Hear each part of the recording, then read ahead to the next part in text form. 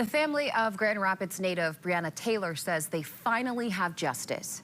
One of the officers involved in the 2020 botched Louisville, Kentucky police raid that killed Taylor was found guilty of violating her civil rights on Friday. Tonight, I sat down again with her sister Dee Dee, who shares this message from the Taylor family. Working for justice can be a long, hard battle. And for Grand Rapids native Breonna Taylor, her family, including her sister, Dee Dee, knows the struggle all too well. Painful journey, very, very painful. Each year you see me every year having a memorial for her at the Rosa Parks Circle, and I come to you every year still trying to figure out why isn't there any justice. But finally, the Taylors have a piece of justice after 4 years. One of the former Louisville Metropolitan Police officers who raided and fired shots into Taylor's apartment during a botched raid has been found guilty of violating her civil rights to be free from searches and seizures. I feel relief, I feel joy. Next year when I do her memorial, now we can talk about how the justice has been served.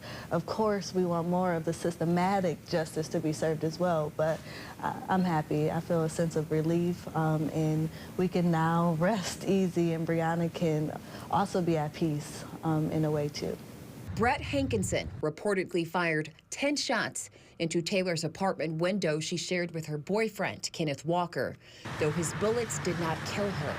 Police were actually searching for Taylor's ex-boyfriend, who was at a different address, according to NBC News. I think the world can kind of feel the same sense of peace that our family is feeling. Now mothers and fathers can feel comfortable with their children going out, and if they're stopped by law enforcement, and if they do wrong when stopped by law enforcement, that something is going to happen about this. They have protection. They have our civil rights that are actually being upheld. Though Hankinson was acquitted for violating the rights of Taylor's 3 neighbors, he could face up to life in prison for violating Breonna's civil rights when sentenced in March of 2025.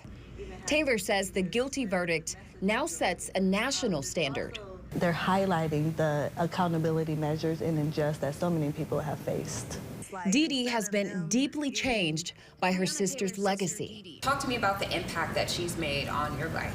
Yeah, so this question will bring tears to my eyes just a little bit because, as you said, I didn't ask to be in this position. I kind of got appointed to this position, and I knew what was right. So my pain actually brought this purpose in my heart to continue to drive and do this mission for her. But I feel honored. I feel good. I'm just happy to be a person that was able to represent her in the best light possible. Taylor says she knows Breonna is happy about the outcome that is no longer tragic, but purposeful. We all know as an EMT, she had to give a lot of grace and had to face some adversity too. So I'm just thankful, and I'm thankful to be her sister and thankful to be someone that can represent her in a positive light. We'll never bring her back though, but this will all, as I mentioned, give us a standard to follow and hope for that this continued change will grow and fester in all communities.